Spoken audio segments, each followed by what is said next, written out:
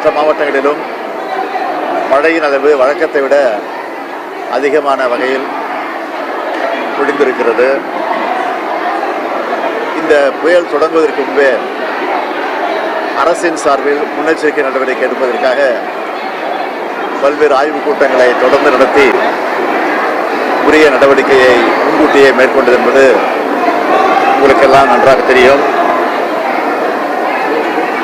அதேபோல மாண்புமிகு அமைச்சர் பெருமக்கள் மற்றும் கண்காணிப்பு அலுவலர்கள் அந்தந்த மாவட்டத்திற்கு அனுப்பி வைக்கப்பட்டனர். மேலும் தொடர்புடைய ஆட்சித்தலைவர்களோடு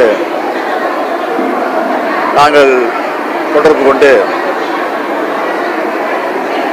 இந்த விவரங்கள் எல்லாம் தெரிவித்துக் கொண்டிருந்தோம்.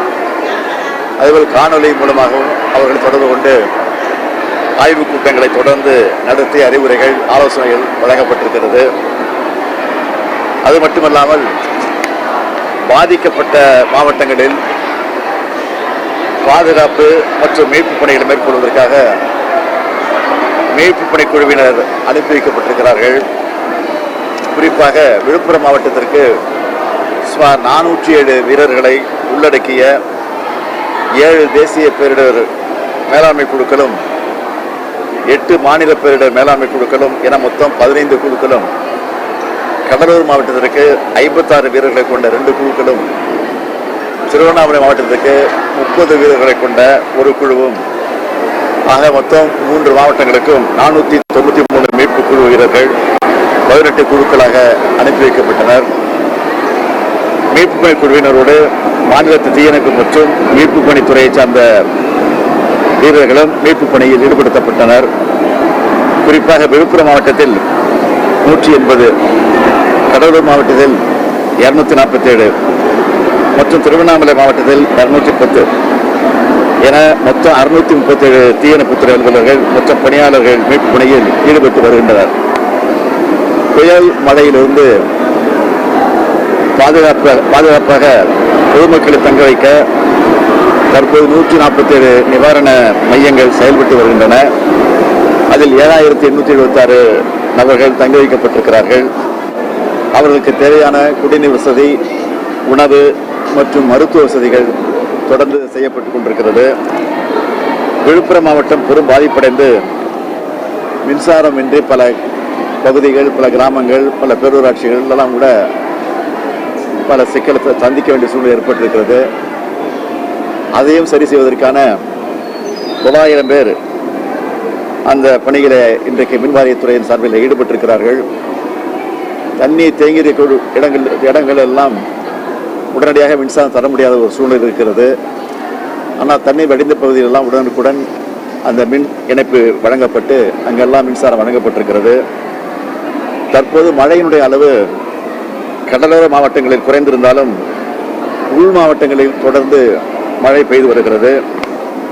குறிப்பாக திருவண்ணாமலை மாவட்டத்திற்கு மூத்த இந்திய ஆட்சிப்பணி அலுவலர் திரு அன்சுல் மிஸ்ரா அவர்கள் தலைமையில் மீட்பு மற்றும் நிவாரணப் பணிகள் தீவிரப்படுத்த ஒரு சிறப்பு குழு அனுப்பி வைக்கப்பட்டிருக்கிறது.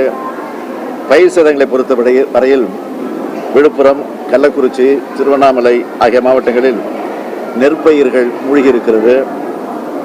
தற்போதைய உத்தேசத்தின்படி பார்த்தால், கணக்கெடுப்பின்படி 1,29,000 ஹெக்டேர் பரப்பளவிற்கு சேதம் ஏற்பட்டிருப்பதாக புள்ளி விவரம் பெறப்பட்டிருக்கிறது. மழை முழுவதுமாக நின்றதற்கு பிறகு, தேங்கியுள்ள நீர் வடிந்ததற்கு பிறகு முழுமையான கணக்கெடுப்பு நடத்தி பாதிக்கப்பட்ட மக்களுக்கு உரிய நடவடிக்கை, நிவாரணம் நிச்சயமாக வழங்கப்படும். அதேபோல் இந்த பணியின் ஈடுபட்டிருக்கக்கூடிய நம்முடைய களப்பணியாளர்கள் பல்வேறு மாவட்டங்களிலிருந்து வரவழைக்கப்பட்டிருக்கிறார்கள் என்பது குறிப்பிடத்தக்கது.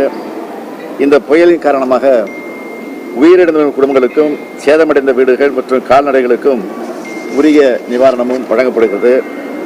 மாண்புமிகு துணை முதலமைச்சர், மாண்புமிகு அமைச்சர் பெருமக்கள், மக்கள் பிரதிநிதிகள், கண்காணிப்பு அலுவலர்கள், மாவட்ட ஆட்சியர்கள், பேரிடர் மீட்பு குழுவினர் மற்றும் அனைத்து அரசு துறை அலுவலர்களும் முழுமையான அர்ப்பணிப்பு உணர்வோடு மீட்பு பணியில் ஈடுபட்டு வருகிறார்கள்.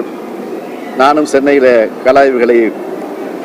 ஆய்வுக் கூட்டங்களை நடத்தியதோடு தற்போது இங்கு பாதிக்கப்பட்ட பகுதியையும் ஓரளவுக்கு பார்வையிட்டு வந்திருக்கிறேன். ஆய்வுகளை மேற்கொண்டிருக்கிறேன்.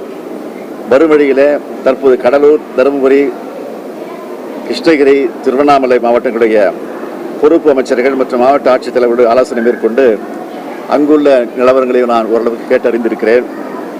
பாதிக்கப்பட்ட மக்களை உடனடியாக பாதிப்பிலிருந்து மீட்டு இயல்பு வாழ்க்கைக்கு கொண்டு வர உடனடியாக அதற்குரிய பணியை செய்திட வேண்டும் என்று அவர்களுக்கு நான் அறிவுறுத்தியிருக்கிறேன். நான் ஏற்கனவே தெரிவித்தபடி பெஞ்சில் புயலின் காரணமாக தமிழ்நாட்டில் ஏற்பட்டுள்ள சேதங்கள் தொடர்பான அறிக்கை ஒன்றினை விரைவில் ஒன்றிய அரசுக்கு அனுப்பி வைத்து சேதங்களை பார்வையிட உடனடியாக குழுவை அனுப்பி வைப்பதற்கான அந்த கோரிக்கையை நிச்சயமாக தமிழ்நாடு அரசின் சார்பில் நாங்கள் வைக்க இருக்கிறோம். மத்திய அரசு மேல நம்பிக்கை இருக்கா சார்? தூத்துக்குடி மழை வெள்ளத்துக்கு கேட்ட பணம் கொடுக்கல, தருவாங்கிற நம்பிக்கை இருக்கா? கடுமையான பாதிப்பை சந்திச்சிருக்காங்க. நம்பிக்கையோடு தான் அனுப்புகிறோம்.